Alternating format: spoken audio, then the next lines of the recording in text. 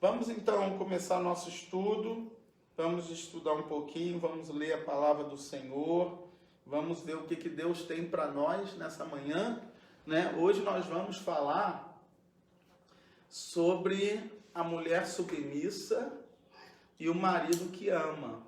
Olha que legal, né? Eu pedi até minha esposa pegar água para mim, ela não quis pegar. Já começamos bem, né? Eu já dei 2 fora nela hoje. Já dei 2 fora nela hoje de manhã. E ela falou assim, ô, você tá afiado. Então, assim, o marido que ama e a esposa que se submete ao marido, né? Então, essa é a realidade. Eu falei para ela, estudo de hoje, falou, você vai falar de amor e você tá falando isso? Eu falei, não, é justamente o nosso desafio. Tá treinando. Tá treinando.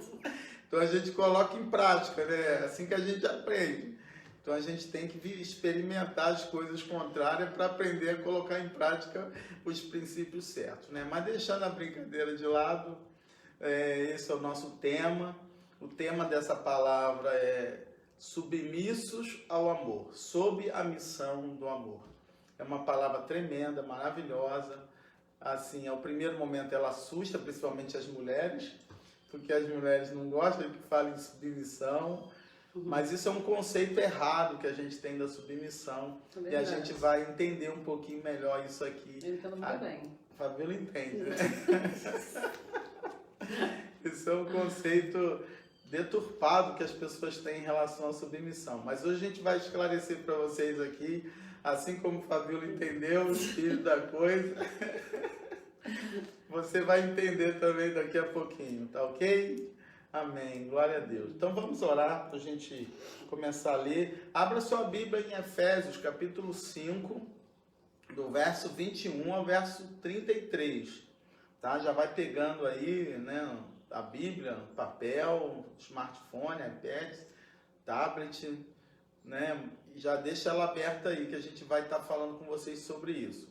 Agora, enquanto você está abrindo a sua Bíblia, é importante lembrar que esse estudo é a continuidade da semana passada, que eu falei sobre ser cheio do Espírito Santo. Uma pessoa cheia do Espírito Santo é uma pessoa que está completamente envolvida em relacionamentos abençoadores. O resultado de uma pessoa cheia do Espírito, o resultado de uma pessoa plena no Espírito Santo de Deus não é somente dons espirituais, mas é principalmente frutos que são gerados nos relacionamentos, né? Um desses pontos são esses, são os relacionamentos, e é o que a gente vai falar hoje, tá bom? Vamos orar então, ora com a gente aí na tua casa, para um pouquinho para a gente orar. Vou pedir a Fabíola para estar orando para a gente começar a leitura da palavra. Vamos orar. Pai querido, Pai de amor, nós te agradecemos, Pai, por essa manhã, por esse dia, ó Deus, pelas tuas misericórdias, ó Deus, que se renova sobre as nossas vidas nesse dia, Pai. Obrigado por esse sol lindo que brilha lá fora, ó Deus, porque isso é manifestação da tua graça, ó Deus, do teu amor por nós, Pai. Nós queremos te agradecer, ó Deus, por todos os livramentos que o Senhor tem nos dado, ó Pai. Estamos aí, Senhor, na guerra contra esse vírus, ó Deus, e obrigado porque o Senhor tem livrado as nossas vidas, ó Deus, tem nos guardado, ó Pai, porque nessa probabilidade toda, ó Deus, nesse diagnóstico todo que estamos recebendo, Senhor, o Senhor tem guardado a tua igreja, tem guardado os teus servos, ó Deus. Continua, Senhor, nos guardando, nos sustentando, ó Deus. Guarde, Senhor, todos aqueles que estão na frente dessa guerra, dessa batalha, Pai, os médicos, enfermeiros, técnicos, ó Deus, todo aquele que tem que estar, Senhor, trabalhando nesses dias, ó Deus, em prol de vidas, Pai, que o Senhor esteja sustentando e guardando, Pai, em nome de Jesus, ó Deus. Obrigado pelo livramento que o Senhor deu na vida do Fabiano, Senhor, Deus, obrigado porque ele está bem, Glória que o Senhor atendeu as nossas orações, o nosso clamor, Deus. Continue, Senhor, curando aqueles que estão manifestando sintomas, Pai, que o Senhor entra, Deus, com o teu poder, com a tua cura, Pai, em nome de Jesus, Pai. E nesse dia, Pai, te pedimos, Senhor, fala conosco nessa manhã, Senhor, aprofunda a tua obra nas nossas vidas, Senhor, porque queremos estar, Senhor, em concordância com a tua vontade, com a tua palavra, Deus. Queremos cumprir a cada dia, Senhor. Queremos estar estreitados contigo, É Pai, verdade. em nome de Jesus, Senhor, que possa ser uma manhã de aprendizagem, ó Deus, de crescimento espiritual nas nossas Amém, vidas, Pai. Pai. Por isso, Senhor, continue, Senhor, nos enchendo com a sua graça, Enche, com teu Senhor. Santo Espírito, Pai. Glória a Possamos Deus. estar tão cheios, Deus, que a tua graça e teu poder se manifestem nas nossas vidas, Amém, Pai. Jesus. Assim nós te pedimos e te agradecemos por tudo, em nome de Jesus. Amém. Amém. Amém. Aleluia. Vamos ler Efésios 5, do verso 21 ao verso 33. Aproveito também para te lembrar que numa quarta-feira tem aí a live no Face e no canal do YouTube. O canal do YouTube é mais fácil de localizar, tá?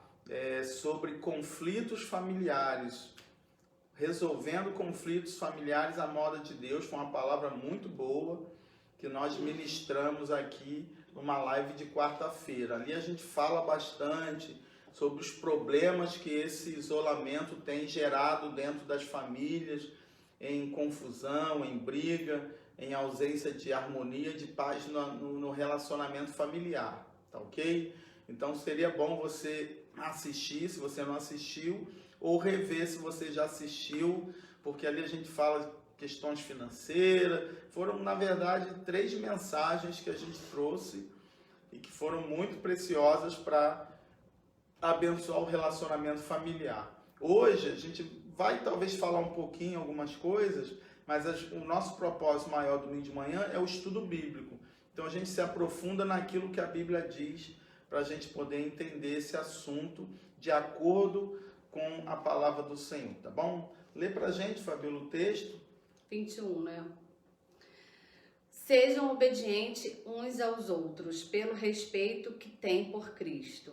Esposa, obedeça ao seu marido, como você obedece ao Senhor. Pois o marido tem autoridade sobre a esposa, assim como Cristo tem autoridade sobre a igreja.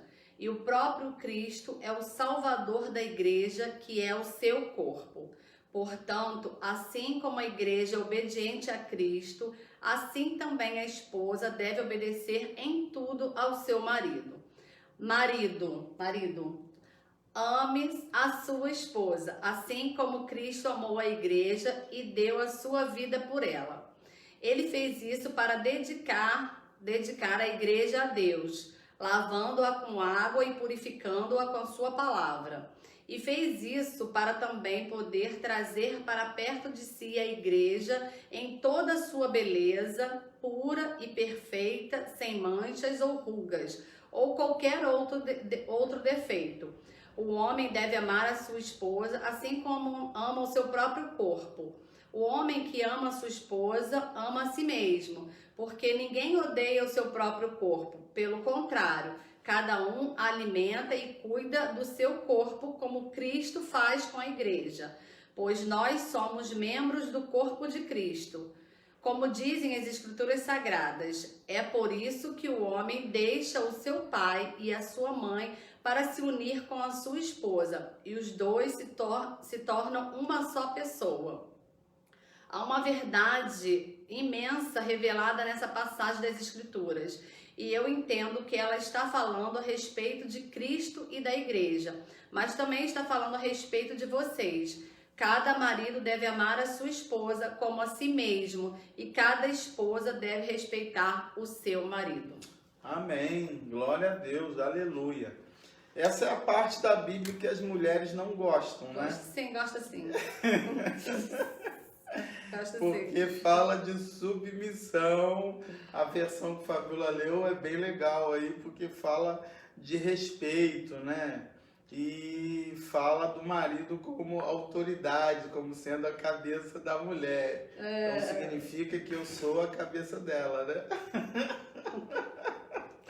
E ela tem que se submeter a mim, não é isso, Fabíola? E você tem que dar a vida por mim, tem que morrer por mim. Pois é, então a gente já começa aqui num grande conflito, né? Eu obedeço você e você me dá a vida por mim. Isso Combinado, aí, fechado. tá bom. Gente, esse texto ele é maravilhoso, né? Porque fala do relacionamento entre o homem e a mulher dentro do casamento. E é muito interessante que a gente precisa aqui quebrar alguns conceitos errados que a gente tem a respeito, principalmente do papel da mulher como submissa, né? Do papel da esposa. E aí eu preciso trazer algumas informações aqui para você, elas não são muito boas, tá? Mas elas são necessárias para a gente entender o contexto do que Paulo está escrevendo aqui. A verdade é que o povo judeu era um povo extremamente machista, né? A verdade é que o povo judeu, ele não valorizava a mulher como ela deveria ser valorizada. Deus, na verdade, sempre deu a devida honra à mulher, mas a interpretação e a criação dos ensinos judaicos fez com que o homem tratasse a mulher como um ser bem inferior. Para você ter uma ideia, o tabernáculo, o templo, era separado por partes. E o povo judeu era tão preconceituoso que tinha a parte dos estrangeiros, que era a parte de fora do muro, eles não podiam ficar lá dentro, né? Tinha a parte dos escravos, das crianças e das mulheres. E por incrível que pareça, o judeu valorizava mais um escravo e uma criança do que valorizava a própria mulher. Na escala da hierarquia, a mulher estava abaixo do valor que tinha um escravo, porque o escravo trabalhava de graça para os seus senhores. A mulher tinha menos valor que um escravo. Os judeus chegavam a escrever, né, que era melhor queimar todos os livros do que ensinar a lei da Torá para uma mulher. Nossa. A situação era pesada. Fabíola está assustada aqui. A situação era pesada, né? E aí, obviamente, que nesse contexto judaico, né, muitos foram influenciados, né, positivamente e negativamente. Por outro lado também, alguns acontecimentos da época, né, apostólica, da época primitiva, da época da igreja, em que eles tinham que fazer algumas coisas para proteger a mulher.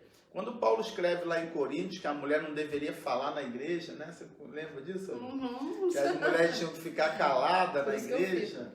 O Fabrício já não gosta de falar mesmo na igreja.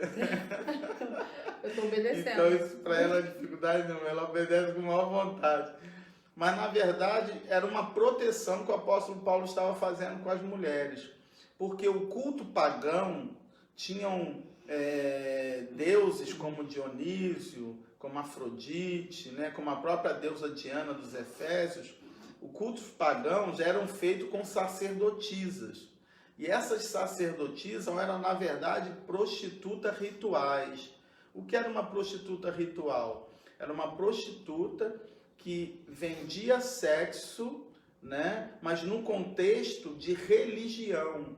Ela fazia sexo com as pessoas, que elas pagavam por aquilo, arrecadando dinheiro para aquela seita pagã, e aquele sexo era com uma proposta de que iria levar a pessoa a uma experiência espiritual, onde os deuses iriam dar favores especiais a essas pessoas que pagavam por aquele sexo.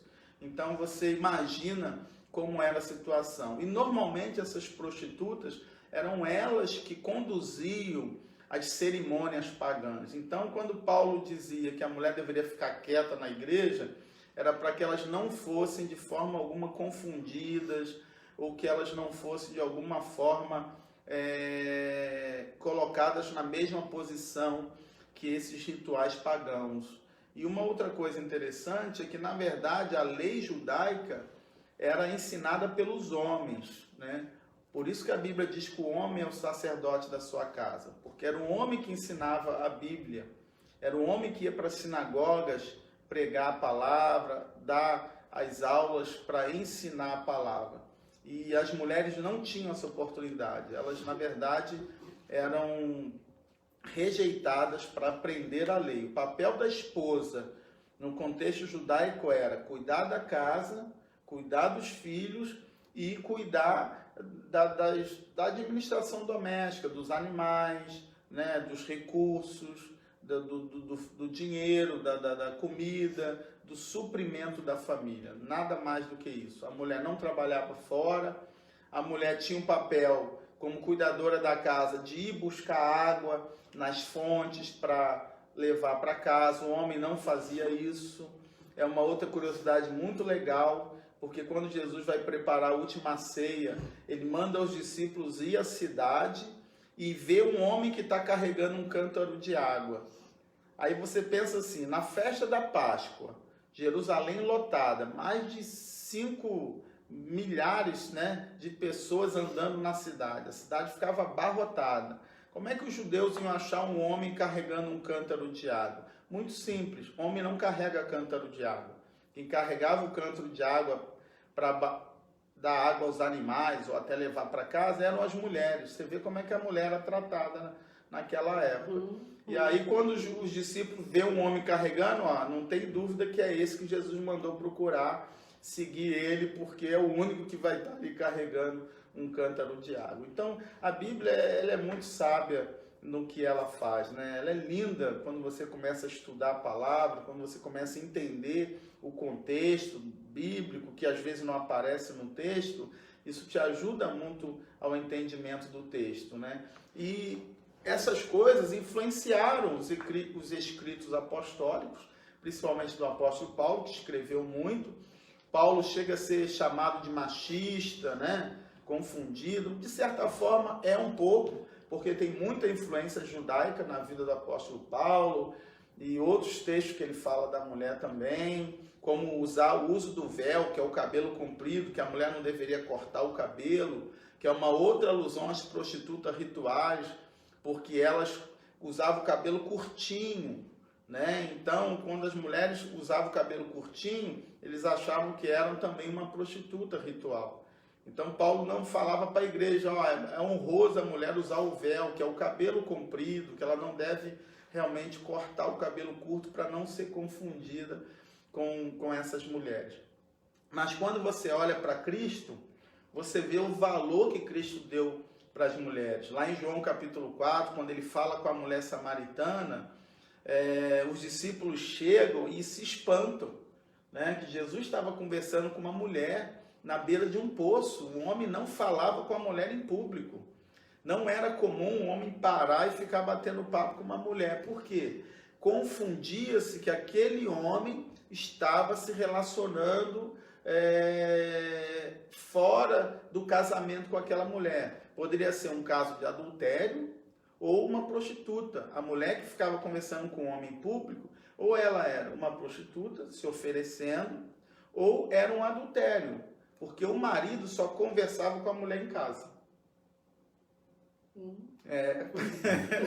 Então, se você não gosta de TDR em casa, né, discutir relacionamento, esse é o lugar para discutir relacionamento. Relacionamento se discute em casa, não é na rua, não é na frente dos outros, não é na igreja, na frente das pessoas, não é falando para os irmãos da igreja.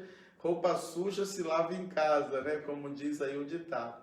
Então eles só conversavam com a mulher em casa. Na rua eles não conversavam assim com a esposa. Não era comum eles ficarem parados para ficar conversando.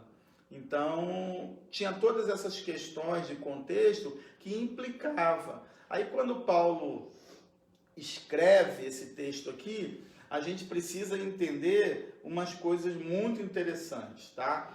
Porque primeiro que o casamento é muito falado na Bíblia. A Bíblia fala muito de casamento, de família, de relacionamento.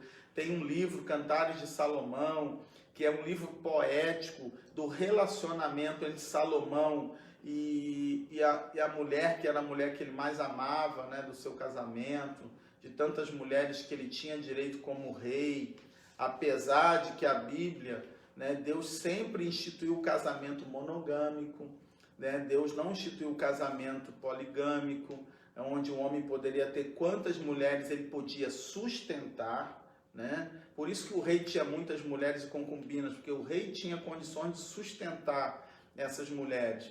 Mas o projeto de Deus nunca foi esse. O projeto de Deus era que o homem tivesse uma mulher, né? Por isso que Cantares vai dizer deleite-te com a mulher da tua mocidade, né? Ou seja, é uma única mulher. Esse texto mesmo de Gênesis 2, 24, que aparece aqui no verso 31, né? Quando ele diz, portanto, deixará o homem, pai e mãe, unir-se-á à sua mulher, se referindo a uma única mulher, e eles estarão juntos, né? Unirão e serão uma só carne, um corpo só. Não existe vários corpos.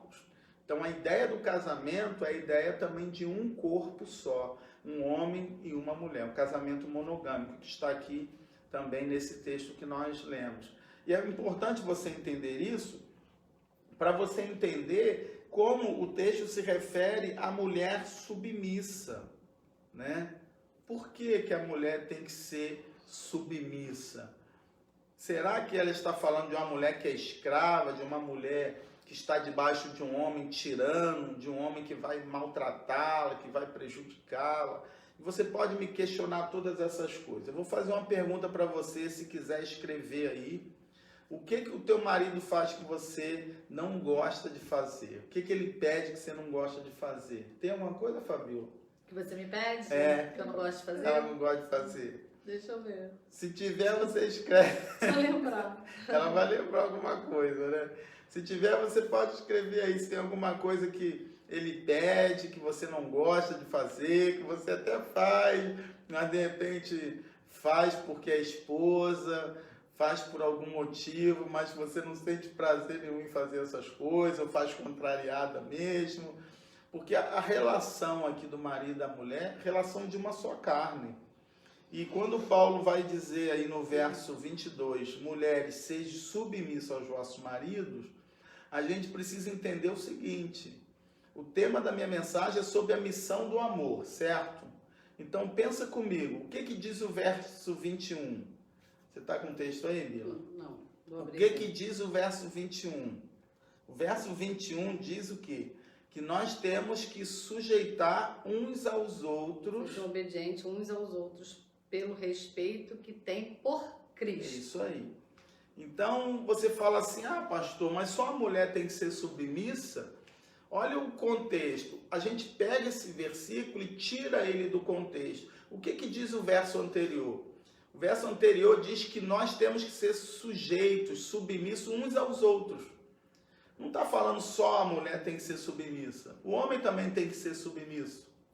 Os filhos também, né? Os pais também. Todos nós temos que ser submissos uns aos outros. O que que é ser submisso? É submissão. Submissão é estar debaixo da mesma missão. Deu para entender? Escreva isso aí. Submissão significa estar debaixo da mesma missão. Estar debaixo de missão. Por que que a esposa é submissa ao marido? Porque ela está debaixo de uma missão.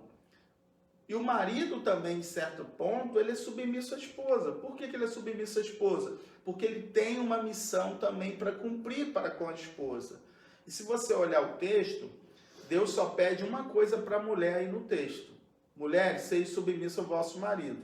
E no final, no verso 33, ele termina dizendo, mulheres, respeitem os seus maridos. Só isso, que é a mesma palavra, submissão, do verso 21, o verso 33, ele usa a mesma palavra, submissão também, que significa honrar, que significa respeitar, que significa você ser a ajudadora do seu esposo, que foi para isso que Deus chamou a mulher, para estar ao lado do marido, sendo ajudadora do esposo. Tá rindo de quê? Lembrou de alguma coisa? Não, de duas mensagens aqui, ó. Né? Já respondeu essa mensagem. Né? Disse que não gosta de coçar as costas do marido quando ele pede, mas ela faz, né? Porque ela ama isso aí, né? Continua coçando as costas do Jojoba. Muito bom, Eu não sei se é vice-ela, acho que é Neg que colocou essa mensagem. Fabiane disse que ela às vezes tem preguiça de levar café na cama, mas ela faz também por amor. Até que Daniel não me exige nada dessas coisas, não. Eu não tô lembrando de nada disso, assim. Eu sou um marido muito bonzinho. Não, eu ele é bonzinho mesmo, ele é bonzinho. Eu mereci um prêmio, até faxina na casa eu dou. Ah, mas eu também mereço um prêmio também. Ela merece um prêmio também. Ah, todos nós merecemos um prêmio, né? Ela merece um troféu, porque eu sou chata mesmo. Me aturar não é mole, não. Mas é isso aí, é o que Neia disse. Olha o exemplo legal. Fabiana também. Fabiane, né? Mentel. Tem coisas que você faz, não vou dizer assim, não é que não gosta, não é uma coisa prazerosa, mas você faz por quê? Porque você está debaixo de uma missão. Você está cumprindo uma missão. Eu costumo falar para os meus filhos, por amor também. eu costumo falar para os jovens, olha, não existe profissão que você vai escolher que você vai fazer tudo o que você gosta. Ah, trabalhe no que você gosta, show, eu amo o meu trabalho, eu amo a minha profissão, eu faço o que eu gosto, eu faço com prazer, mas tem coisas que eu faço dentro da minha profissão que eu não gosto, mas eu tenho que fazer, eu faço por amor, né? Eu vou dar um exemplo como pastor, o pastor não gosta de fazer funeral. Né? Quando liga, morreu alguém, tem que ir para o funeral, o pastor, meu Deus, funeral, você já fica naquela situação, né? Mas você faz por amor, você faz por amor às ovelhas, por amor ao chamado, mas não é uma coisa prazerosa de fazer, né? Não é uma coisa gostosa, dizer, eu tenho prazer em fazer um funeral, ninguém quer ir na morte, no sepultamento de ninguém. Então toda profissão, todo relacionamento, a gente faz coisas que a gente gosta e coisas que não são tão agradáveis assim. Mas por que a gente faz? Porque a gente está debaixo da missão. É isso que os casais precisam entender, que vão diminuir muitos conflitos no relacionamento. E a gente precisa ser sincero e aberto para compreender isso. Uma outra lição importante nesse texto, irmãos, é que o contexto aqui é de um casamento cristão. Anote isso aí. Paulo está escrevendo para a igreja. Paulo está falando para o marido, para a mulher que são crentes. Porque você vai falar, como é que eu vou ser submissa a um marido que bebe, um marido que me bate, um marido que não traz dinheiro para dentro de casa, que não sustenta a família. Não é esse o contexto que Paulo está falando. Paulo está falando para o marido e a mulher que são cristãos. Por quê? Porque depois, quando Paulo começa a falar do marido, ele só fala do marido depois, ele vai dizer que o marido tem que amar a esposa como Cristo amou a igreja. Um ímpio não vai amar nunca a mulher como Cristo amou a igreja, porque ele não conhece Cristo. Não sei se eu estou ajudando você nessa manhã. É uma responsabilidade enorme, né, de um homem. É isso aí. Então, a gente precisa entender que o contexto aqui é de um casamento cristão. Aí é inadmissível que um marido cristão e uma mulher cristã, o marido não ame a esposa e nem a esposa seja submissa.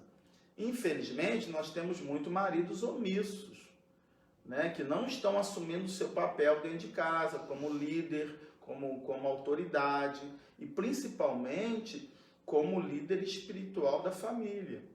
Essa omissão está fazendo com que muitas mulheres tomem a frente da liderança da casa. Essa liderança é do marido. As funções são distintas, mas nós temos que saber cumprir as nossas funções. Onde há um marido omisso, vai existir uma mulher controladora. Por quê? Um marido que joga tudo para cima da mulher, não, vai lá e resolve com os filhos, vai lá e resolve isso. Ah, não, você resolve, você fala. O marido que faz isso está fazendo o quê? Mulher, seja a autoridade da nossa casa, seja a líder da casa. Domina tudo. E já tem a divisão para a mulher não dominar tudo, nem o homem dominar tudo. É isso aí. Cabeça, mas a gente tem tarefas distintas, né? Funções distintas. Então, vamos entender uma coisa aqui muito importante, irmãos. Quando Deus fala para a mulher, essa é a exortação para a mulher, para a esposa. Mulher, seja submissa. Aí lembramos que a submissão é estar debaixo da missão do amor, e a missão do amor vale para o marido como vale para a esposa. Então, todos nós estamos debaixo dessa missão. Não é só a mulher que é submissa, o homem também acaba sendo, em certo sentido, mas a gente precisa entender uma outra coisa, que Deus quebra os preconceitos. Aquele contexto judaico em que a mulher não podia falar, que a mulher não podia aprender a lei, que a mulher não tinha valor, foi anulado. Jesus quebrou isso e o próprio apóstolo Paulo, ele também quebra isso dentro dele. Gálatas 3, 28, Lívia, que é a minha obreira virtual, né, ela pode depois colocar aí o texto. Gálatas 3, 28 diz assim: não há judeu nem grego, não há escravo nem livre, não há homem nem mulher, porque todos vós sois um só em Cristo Jesus. Olha só, o próprio apóstolo Paulo está quebrando a barreira do preconceito, porque o homem era separado da mulher. A mulher não tinha valor para o homem. Aí Paulo vai escrever aos Gálatas e vai dizer assim, olha, não há mais essa distinção entre homem e mulher. Não há mais diferença entre homem e mulher. Todos nós somos um só em Cristo Jesus. O Evangelho é a coisa mais linda do mundo, porque o Evangelho ele quebra barreiras raciais, regionais, né, culturais, financeiras. O Evangelho é a coisa mais maravilhosa. Né? Nós somos uma só carne. Então, na verdade, não tem essa questão de homem é melhor que mulher, homem é superior à mulher. Não é isso. Paulo coloca os dois em nível de igualdade, mas funções distintas. Escreva isso aí. Eu e Fabíola estamos em níveis de igualdade, mas nós temos funções distintas. Ela tem uma função e eu tenho outra. Eu não quero fazer a sua. Ela não quer fazer a minha. Você quer fazer a minha? Eu não. O judeu, ele orava agradecendo a Deus porque não nasceu mulher. Eu também. Isso era uma oração preconceituosa. Agora, quando nós entendemos quem nós somos em Deus, nós entendemos o nosso papel, né? E o meu papel como homem é diferente do papel dela como mulher. Se eu souber separar e desempenhar o meu papel e ela desempenhar o dela, porque nem ela quer desempenhar o meu, nem eu quero desempenhar o dela, nós vamos ter um relacionamento harmonioso, nós vamos ter um relacionamento feliz, nós vamos ter um relacionamento abençoado. Porque se você olhar hoje o contexto de divórcio, de separação no casamento, ele é astronômico, com todo o avanço, com toda a modernidade. Mas por quê? Há muita disfuncionalidade no relacionamento. Homens e mulheres estão quebrando, rasgando a Bíblia. Estão quebrando princípios espirituais. Lembra que eu falei, não quebre princípios espirituais na época dessa quarentena? Por quê? Se a situação está complicada, está em crise, meu filho, tudo que você não pode fazer é andar errado com Deus. Porque aí a situação piora ainda mais. Aí você pega marido separando sem motivo, separa por causa de incompatibilidade, por causa de briga, por causa de ignorância. E aí já começa um novo relacionamento, nem divorciou ainda, nem deixou o defunto esfriar, já daqui a pouco está no segundo, daqui a pouco está no terceiro, daqui a pouco está no quarto. Por quê? Porque o relacionamento virou o quê? Descartável. Cuidado, gente. Cuidado. Nós temos a tendência do mundo moderno hoje de fazer tudo ser descartável. Por quê? O que é o papel do descartável? É não ter trabalho, é ou não é verdade? Por que você usa um prato descartável, um copo descartável? Para não ter que lavar ele depois. E o que a gente faz no relacionamento descartável? Eu descarto o outro para não ter o trabalho de lavar a roupa suja, de ter que tirar a sujeira desse relacionamento, de ter que resolver os conflitos. E aí o que acontece? Eu simplesmente coloco outra na minha vida. Ela vai e coloca outro na vida dela. E aí, no começo, tudo é maravilhoso, né? 1, 2, 3, 4 anos, e a gente fica vivendo de poucos períodos, porque daqui a pouco os conflitos chegam, os problemas acontecem, e aí o relacionamento acaba. O desafio da Bíblia é você manter um relacionamento duradouro, não com isenção de conflitos, mas com solução dos conflitos que vão surgindo ao longo do caminho. Quantos problemas nós já tivemos no início do casamento, hein? Nossa, também fala. Não dá para contar. Até os 7 anos de casado, né? Nós vamos fazer 28. Nós estamos com 28 já. Uau. 28, quase 30. Gente, é mole não, 28 anos de estrada, hein? Almoçando sempre a mesma comida, olha que coisa boa. Não? 28 anos de estrada. Nos 7 primeiros anos de casado, nossa vida, só Jesus, né? Só Jesus, só Jesus. Não vou dizer que era o inferno, porque o inferno é muito pior. Mas, olha, misericórdia de Deus. Então, assim, mas nós vencemos, nós superamos as dificuldades e nós estamos aqui. Então, entenda que o relacionamento ele não pode ser descartável, ele tem que ser realmente trabalhado para que os problemas sejam resolvidos, ok? Então vamos lá. Paulo trata homem e mulher no mesmo nível de igualdade. Verso 23, lê para mim, Bila, verso 23. Verso 23. Peraí.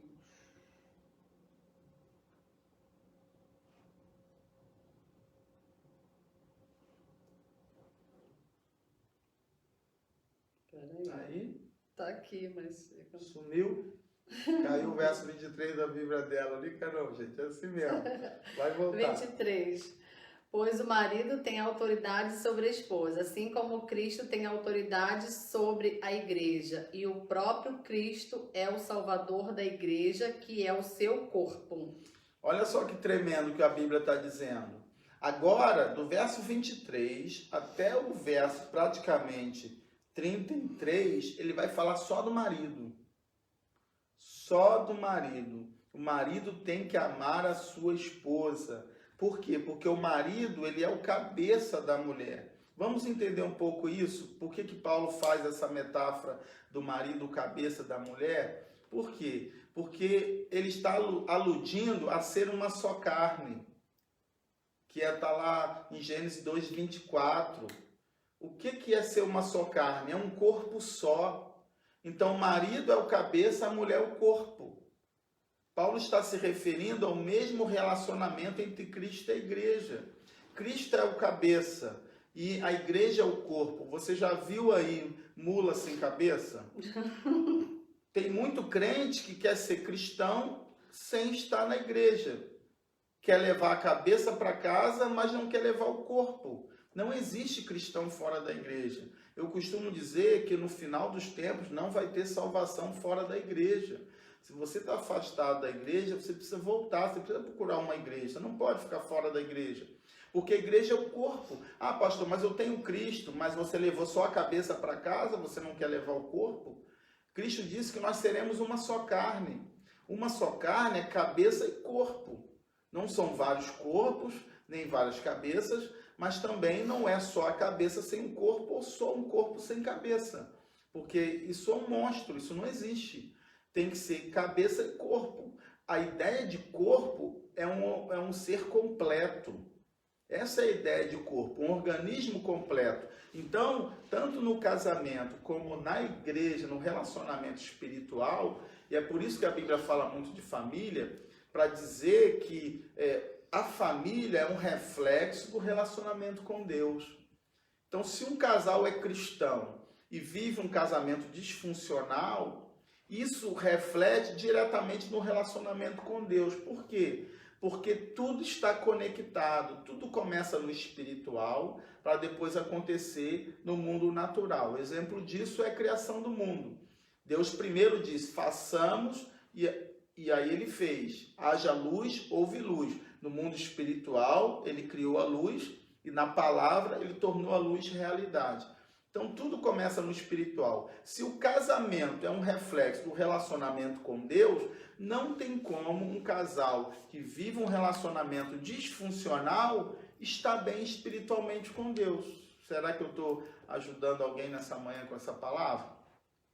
Aí você fala assim, pastor, minha vida com Deus está maravilhosa, mas meu casamento está um inferno. Isso é incompatível. Porque se você vive uma vida com Deus saudável, isso reflete no teu relacionamento conjugal. Por quê? Porque é a mesma maneira de se relacionar. O relacionamento com Deus é o relacionamento entre um marido e uma mulher, da harmonia, da intimidade, da paz, entendeu? Da função correta. Então, quando Paulo vai falar aqui, comparando o marido, do relacionamento dele com a mulher com Cristo, ele está querendo dizer que o mesmo relacionamento conjugal é o reflexo do relacionamento espiritual com Deus. Aí vamos à parte aqui para a gente entender um pouquinho mais aqui a respeito da mulher. Um outro texto muito interessante, Paulo fala em 1 Coríntios 11:3. Quero, porém, que saibais que Cristo é o cabeça de todo homem. O homem, a cabeça da mulher. Deus, a cabeça de Cristo. Olha que interessante, ele faz tipo uma hierarquia. Deus é o cabeça de Cristo, Cristo é o cabeça do homem e o homem é o cabeça da mulher. Aí, o que Paulo está dizendo? Olha, eu estou querendo dizer que o homem, ele está comparado nas atitudes que Cristo tem para com a igreja. Eu vou te fazer uma pergunta. O homem é perfeito igual Cristo é perfeito? É, Fabiola? Não. Não é. Quando a Bíblia diz que Deus compara o homem com Cristo, ele está dizendo no nível da perfeição? Não. Ele está dizendo o quê? No nível das atitudes morais em relação à esposa. Quais foram as atitudes morais que Cristo fez com a igreja? De se sacrificar por ela, de um amor sacrificial que ele se deu por ela para preparar a noiva para estar pronta para um relacionamento íntimo, um relacionamento prazeroso com Cristo. Assim também é o homem. O homem não é igual a Cristo porque ele é sem pecado, porque ele é perfeito, não. Mas o homem é igual a Cristo porque ele está pronto a amar a sua esposa a ponto de se sacrificar para que ela não passe necessidade, para que ela não tenha dificuldade alguma. Está dando para entender? Colossenses 3,18. Vós, mulheres, sede submissa aos vossos maridos, como convém no Senhor. A igreja não é submissa a Cristo? A igreja não está sempre pronta a servir a Cristo, a trabalhar por Cristo, a se relacionar com Cristo? Assim também Paulo está comparando o relacionamento da mulher com o esposo. E quando o marido não é crente? Aí já é um outro contexto, que Paulo vai dizer lá em 1 Pedro, capítulo 3, verso 1. Semelhantemente vós, mulheres, sede submissa aos vossos maridos, para que também, se algum deles não obedece à palavra, sejam ganhos sem palavra pelo procedimento de suas mulheres, considerando a vossa vida casta em temor. O vosso adorno não seja um enfeite exterior, como as tranças dos cabelos, o uso das joias de ouro, o luxo dos vestidos, mas se no íntimo do coração, no incorruptível traje de um espírito manso e tranquilo, que és, para que permaneçam as coisas. Quando o marido não é cristão, a mulher deve ser submissa? Deve. E ela é submissa a quê? Por amor a Cristo. E por amor a Cristo, ela vai mostrar para o seu esposo, com as suas atitudes cristãs de uma mulher de Deus, sem falar nada, ela vai mostrar para o seu marido e ela vai acabar transformando a vida daquele esposo pelo seu testemunho, pelo seu comportamento. A palavra de Deus diz que a mulher sábia edifica sua casa. E a mulher tola a destrói. Infelizmente, a falta do testemunho, da vida, da prática diária, faz com que muitas mulheres acabam destruindo, prejudicando seus relacionamentos. Mas quando a mulher entende qual é o papel dela diante de Deus e qual é a missão dela, ela com certeza vai cumprir a sua missão com excelência, com maestria. E se o marido não for cristão, ela vai ganhar esse marido para Jesus. E se o marido for cristão, o casamento vai vir em harmonia, porque o marido ele vai amar a sua esposa como a esposa vai ser submissa a ele. Lembra daquela história do ovo e da galinha? Minha esposa até falou disso, acho que foi ontem. Quem nasceu primeiro? Lembra dessa história? Que você não chega a lugar nenhum? Mas o ovo veio primeiro porque do ovo forma a galinha. Mas quem botou o ovo? Tinha que ter uma galinha para botar o ovo. É mais ou menos isso, né? Quando a gente fala do marido amar a esposa e a mulher ser submissa ao marido. Por quê? Porque você não sabe quem vai primeiro. Mas um lugar onde o marido ama a esposa, com certeza a mulher vai ser submissa ao marido. E vice-versa. Um lugar onde a mulher é submissa ao esposo, o marido vai amar essa esposa. É incompatível. Uma esposa que trata bem o marido, que se submete, que é companheira, que é ajudadora. Não tem como um marido desse, que é cristão, que é homem de Deus, que é servo de Deus, deixar também de amar a sua esposa como ela merece. Então percebe que a única advertência, exortação para a mulher é ela ser submissa ao seu esposo. Mas o marido é muito pior. Por quê? Porque o marido tem que sacrificar pela mulher. Qual que você prefere? Morrer pelo seu cônjuge ou se submeter às funções do casamento. É lógico que é submeter. Ninguém quer morrer, né, pelo outro, não é verdade? Agora, a função do marido é muito maior do que a função da mulher. Verso 25. Amar a esposa como Cristo amou a igreja. Homens, você ama a sua esposa como Jesus ama a sua igreja? Olha só. O esposo gostaria que sua esposa te obedeça como a igreja obedece a Cristo? Marido, escreve aí. Você gostaria que a tua esposa te obedecesse como a igreja obedece a Cristo? Claro, sim. Beleza. Então, ame como Cristo amou a igreja, ainda que tenha de dar a sua vida por ela. Não se negue, mesmo que tenha que sofrer com isso. Se você quer que a tua esposa seja submissa a você, ame a sua esposa como Cristo amou a sua igreja, dando a sua vida por ela, se sacrificando por ela, né? Mesmo que isso te custe um preço.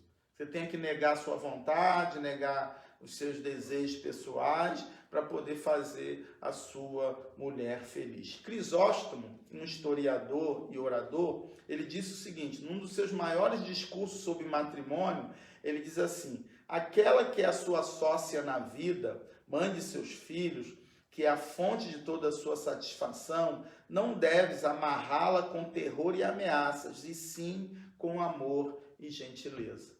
Eu dei 2 fora nela hoje, me perdoa, tá, meu amor? Dei 2 forinhas nela hoje, né? E essa mulher que é tua sócia, cara, na vida, não é sócia no emprego, é sócia na tua vida inteira. Se você é alguma coisa, ou se você melhorou de vida, graças a essa mulher que teve do teu lado, né? É aquela ilustração do Obama, né? Como é que é, Bila?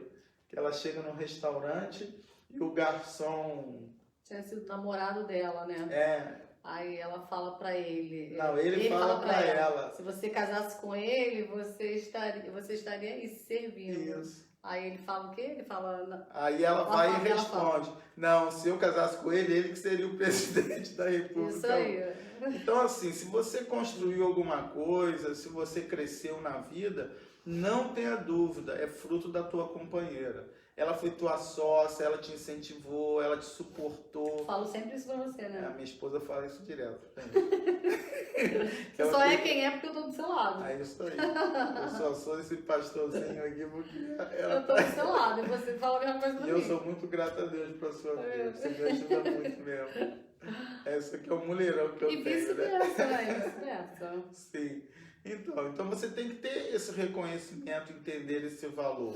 Ela é tua sócia, ela é tua parceira, ela teve do teu lado, ela comeu o osso. Quantos homens que a mulher rói o osso, quando o cara começa a ficar bem, vai lá e troca a mulher para o outro. Né? Isso é uma covardia que você faz. Mas eu não tenho dúvida que o homem vai colher aquilo que planta e ele vai acabar recebendo a recompensa dele. Então você tem que tratar a tua esposa com amor, com gentileza, não com terror, não com ameaças, porque realmente ela é uma ajudadora do teu lado, né? Amai as mulheres, isso é uma ênfase que Paulo está dando aqui. O marido tem que amar a sua esposa, isso é enfático, ele vai repetir isso várias vezes no texto, porque a mulher precisa ser amada. É um amor forte e cordial, real em alegria e prazer, demonstração de respeito e honra, em uma vida comum e tranquila, constante e confortável com elas, suprindo tudo o que lhe é necessário, em protegê-las de abusos, injúrias, em ocultar, né, as faltas delas, bem como as suas fraquezas, em manter as melhores opiniões sobre suas esposas e suas ações, em se esforçar em promover o bem-estar e o bem-estar espiritual de suas esposas. Esse amor deve ser sincero, de todo o coração, não fingido e egoísta, que deve ser demonstrado tanto em público como em particular. Tremendo esse texto aqui, né? Quem escreveu esse texto aqui foi Matthew Henry, fazendo um comentário sobre o texto que nós estamos estudando hoje. Esse é o tipo de amor que o marido tem pela esposa. Um marido que ama a esposa com essas características, a mulher não vai ter dificuldade de ser submissa a ele. Sim ou não? Escreve aí se você concorda comigo ou não em relação a essa palavra. No verso 26 e 27, Paulo vai fazer alusão do relacionamento da igreja com Deus, né? De uma igreja pura, de uma igreja santa, de uma igreja que é a ideia de pureza, a palavra hagios, que é a palavra santo, santidade, né? Uma igreja onde ela não tem ruga, onde ela é pura. A ideia aqui é a ideia do vestido da noiva, um vestido que não tem amassado, né? A noiva, quando entra na igreja, ela entra impecável. Impecável, não é? Ela entra, o vestido é branquinho, não pode ter uma manchinha, não é isso, amigo? Não pode ter uma sujeirinha. Essa é a ideia que Paulo está falando aqui. Agora, Paulo está espiritualizando. Ele não está falando do relacionamento, ele está falando do relacionamento com Deus. Percebe que o relacionamento conjugal se mistura do relacionamento com Deus. Isso é muito legal na Bíblia. Porque ele fala assim, ó, a esposa ela tem que ser amada, ela tem que ser cuidada, ela tem que ser protegida, né? Assim como Cristo faz com a igreja. E também a esposa tem que estar pura, tem que estar limpa, tem que estar sem mancha, sem ruga. Não é só você fazer plástica no rosto, né? Não é não ter pé de galinha, não é você colocar botox, encher para ficar toda lindona, como a minha mulher tá linda hoje. Não fez nada no rosto, só passou uma maquiagem. Fala então, que você gostei, tudo isso. Não fez nada, ela ainda tá original. O único dono original de fábrica, gente. Então, assim, nunca recebeu uma retocada, né, amor? Então, não é dessa aparência externa, mas é do interior, é do relacionamento, é da vida. Então, Paulo começa a comparar com a igreja. Isso é lindíssimo, aquela noiva que entra, não tem uma manchinha de sujeira no vestido, não tem um amassado, parece que ela veio em pé, né?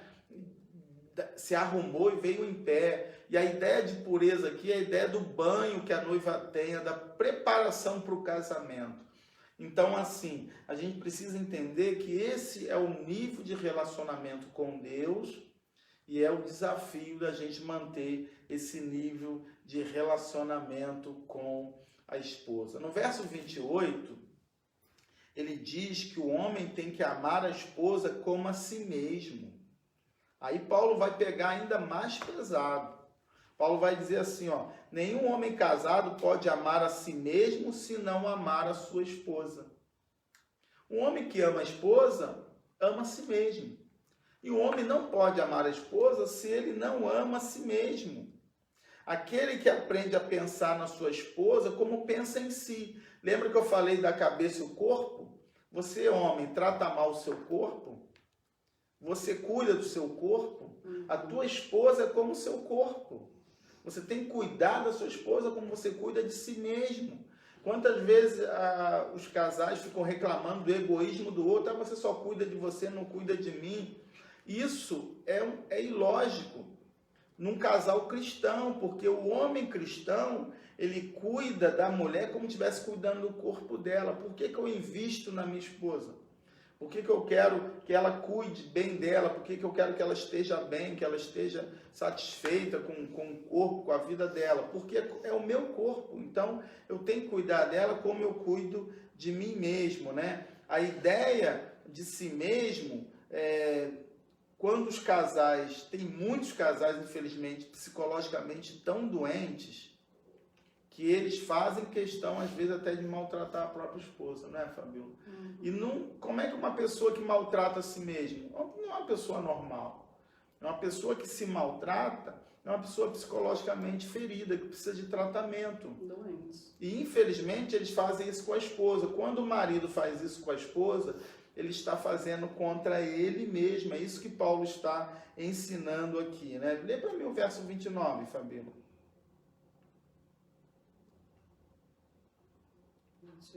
29. Porque ninguém odeia o seu próprio corpo, pelo contrário, cada um alimenta e cuida do seu corpo como Cristo faz com a igreja. É isso aí. Então, assim, uma pessoa que odeia a si própria e se maltrata é uma pessoa psicologicamente adoecida. Se o marido faz isso com a esposa, há uma enfermidade nesse relacionamento, porque, na verdade, ele não pode maltratar o corpo que é dele. Ele está maltratando a si mesmo. E a ideia aqui de nutrir, a palavra ektrepho, que significa criar os filhos até a maturidade. É a ideia de que o marido ele tem um amor pela esposa como de uma mãe para um filho, que quer ver a sua esposa crescer, amadurecer, né? Ver a sua esposa construir. E nesse ponto eu não quero me gabar de forma alguma, mas a minha esposa é testemunha, ela pode falar. Desde que eu a conheci, eu sempre a incentivei, né? Ela tirou habilitação, eu botei ela para dirigir. Primeiro lugar, o trauma das mulheres era subir a rampa do Plaza. Não sei se você pegou essa fase. Primeiro lugar que eu botei minha esposa para dirigir foi subir a rampa do Plaza. Aí quando ela falava com as amigas dela, todo mundo, subir a rampa do Plaza, não sei o que, eu não subo o Plaza. E ela falou assim, mas por quê? Eu não vejo problema nenhum. Por quê? Quebrou logo esse trauma. Ela subiu a rampa do Plaza, eu ensinei ela a primeira coisa que a gente vamos subir a rampa do Plaza. E aí ela foi uma mulher que já estava na frente das outras, incentivei ela a estudar, né? Fez a faculdade dela, se formou, trabalhou, cresceu, né? E eu fico orgulhoso disso, porque é como se eu estivesse fazendo para o meu próprio corpo. Esse é o entendimento que o marido tem que ter para poder incentivar a sua esposa. Já estou terminando. Para terminar, o verso 30, ele vai dizer assim, porque somos membros do mesmo corpo. Membros do corpo de Cristo. Isso aí, olha que coisa interessante. Esse sentimento de estar conectado. Irmãos, nós estamos conectados. Se a gente entendesse isso, a gente ia evitar tanto problema dentro de igreja, irmão maltratando irmão, irmão dando fora irmão, irmão não falando com o irmão. Gente, nós estamos fazendo mal ao próprio corpo. Nós estamos conectados, nós somos um corpo só, a igreja é um corpo só. A gente não pode, a gente precisa parar com isso, de ver irmãos atingindo os outros, pessoas colocando postagem no Facebook, dando indireta para irmãos de igreja, pessoas que não falam com irmãos. Infelizmente, irmãos, tem muitas pessoas adoecidas dentro das igrejas, e a gente precisa se curar. Eu falo isso porque eu já fiz isso também. Eu já maltratei muitas pessoas, já prejudiquei muitas pessoas, mas eu pedi perdão a muita gente, me consertei com muita gente, porque igreja é um corpo só. Igreja não é uma divisão de vários corpos, é um corpo só. Nós somos membros, então a gente não pode se maltratar. No verso 31, ele fala aí, portanto, deixará o homem pai e mãe, unir-se à sua mulher e serão ambos uma só carne. É o que? Uma referência a Gênesis 2, 24. Paulo translitera Gênesis 2 e coloca aqui. Por quê? Justamente para dar essa ideia, né? Deixar, você tem que abrir mão. Vou dar aqui um exemplo muito interessante. Pai e mãe é do mesmo sangue que você, mas a Bíblia não diz que você é um só corpo com pai e mãe, sim ou não?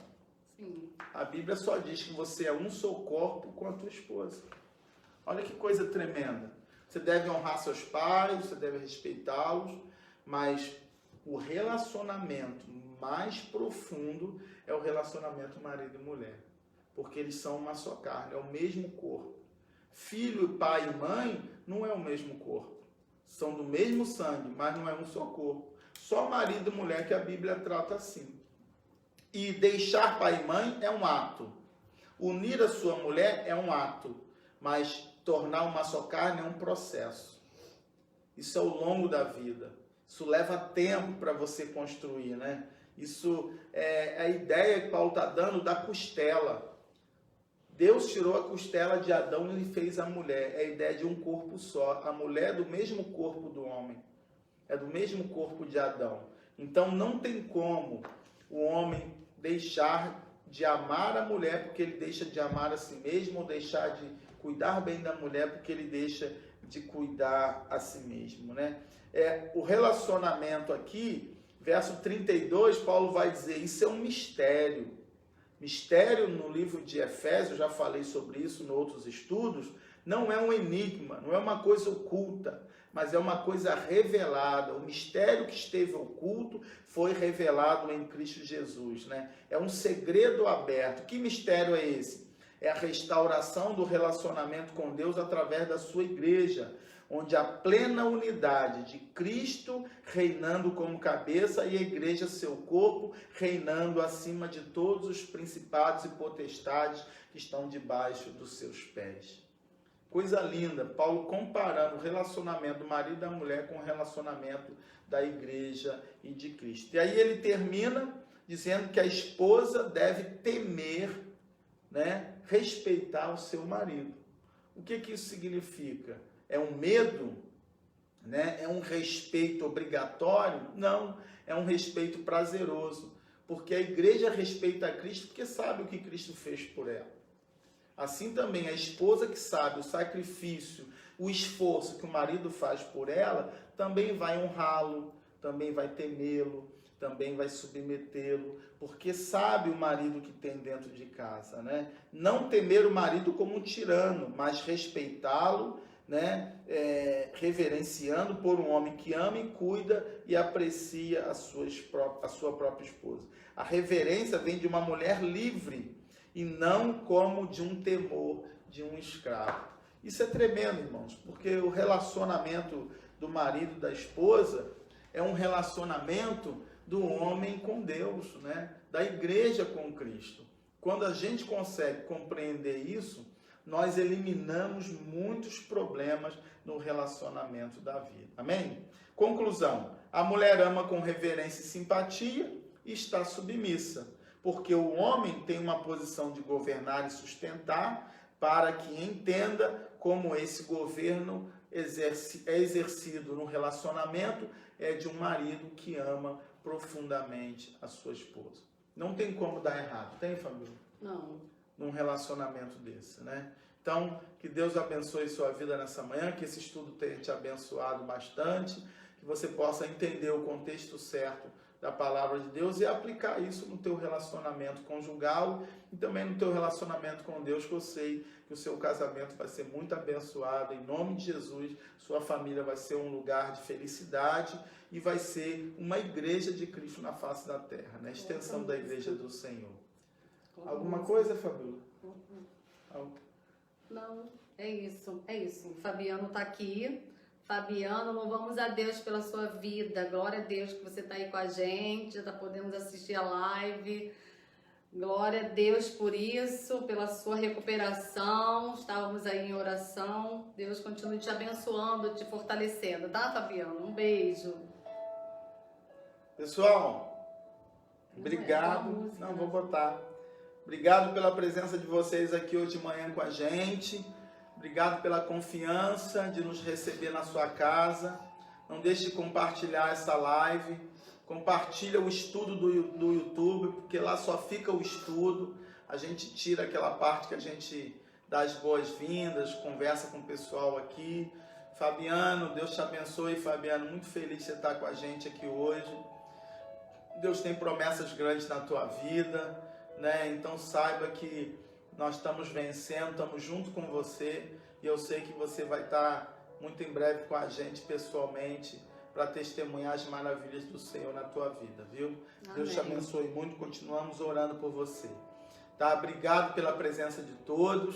Eu quero terminar essa live com um louvor sobre família para abençoar a tua casa e enquanto você escuta esse louvor aí, que essa promessa se cumpra cada dia no teu lar, porque a tua família é uma família bendita na presença do Senhor, tá bom? Se você quiser cantar, pega na mão da tua esposa aí, né? Dá um abraço nela nesse momento, canta esse louvor com a gente, adore o Senhor aí na tua casa, porque a tua família é uma família bendita.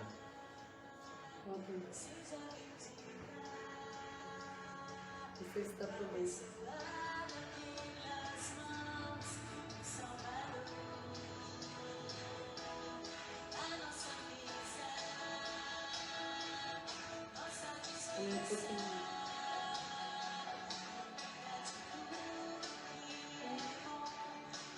Senhor,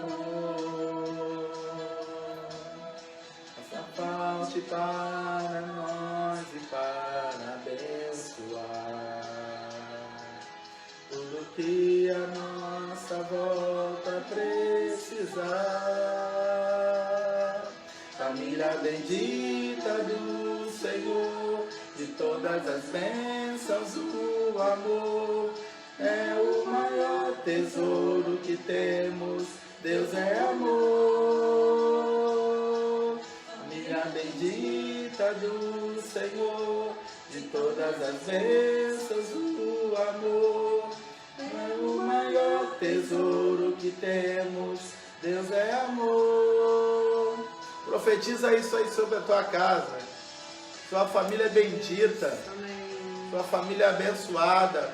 Família Porque não bendita falta o do amor Senhor. de Deus no teu lar, não falta o amor de Jesus, não falta a presença do Senhor. E eu sei que Deus vai te abençoar para que você possa abençoar muitas pessoas. Seja bendita, abençoado pelas mãos do Salvador. Nossa farança, nossa descendência, em a terra que nos prometeu o Senhor.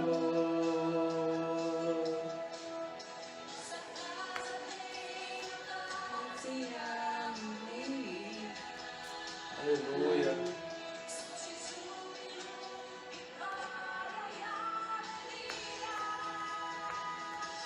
Família bendita do Senhor, de todas as bênçãos o amor é o maior tesouro que temos. Deus é amor. Família bendita do Senhor, de todas as bênçãos o amor é o maior tesouro que temos. Deus é amor. Aleluia. Esse é o nosso maior tesouro, a nossa maior riqueza. E logo mais à noite, querido, tem uma palavra tremenda para o teu coração, hein? O vendedor de novos sonhos. Deus vai trazer uma restauração na tua casa e na tua família. Nem o inimigo, nem ninguém vai destruir o que Deus começou na tua casa. Esse é tempo de novos sonhos, de recomeço. É tempo de você experimentar um renovo. Nenhuma arma contra ti vai prosperar.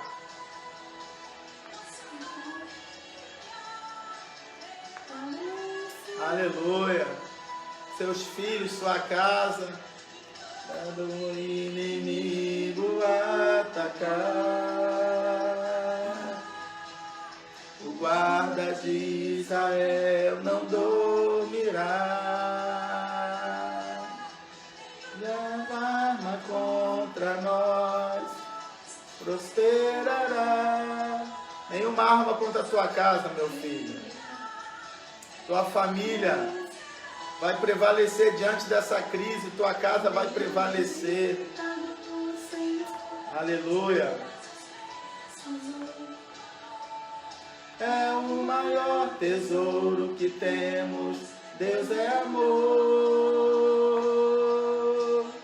Bendita do Senhor, de todas as bênçãos o amor é o maior tesouro que temos.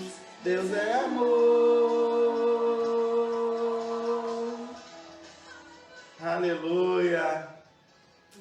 Família bendita e abençoada, viu? Quero orar nesse momento, abençoar a tua casa, liberar você para um dia abençoado, um domingo extraordinário. Você tem um almoço maravilhoso hoje. E se prepara, porque logo mais à noite tem mais. Se Deus abençoou você com essa palavra, que você compartilhe ela com outras pessoas para que elas sejam abençoadas também. E olha, logo mais à noite, eu tenho uma história linda para contar. E essa história vai impactar a sua vida e vai levar você a viver um novo sonho que Deus tem preparado para você nesse tempo. Então, aguardo você logo mais 6 horas lá na IBNC, tá bom?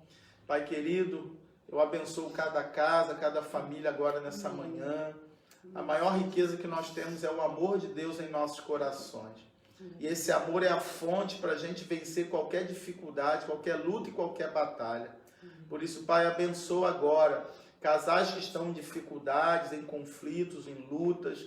que esse amor se faça presente em cada casamento, Amém. que a tua palavra se torne viva e eficaz nas casas que estão nos assistindo e nos ouvidos que estão ouvindo essa palavra, Pai. Amém. Que o Senhor mude histórias hoje, que o Senhor mude famílias inteiras hoje, que a harmonia, a paz, a bênção do Senhor esteja presente em cada casa, livrando, guardando de todo mal, de toda a crise, de toda a enfermidade.